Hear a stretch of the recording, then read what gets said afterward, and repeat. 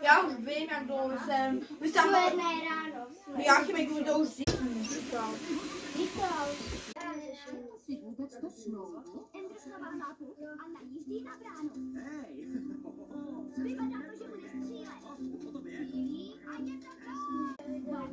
Já v uchu, ale ne, pouštím.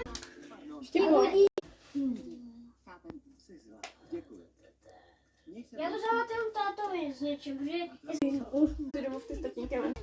Prosím, den. A já skládám. Že volno. No jak kdo má, vole?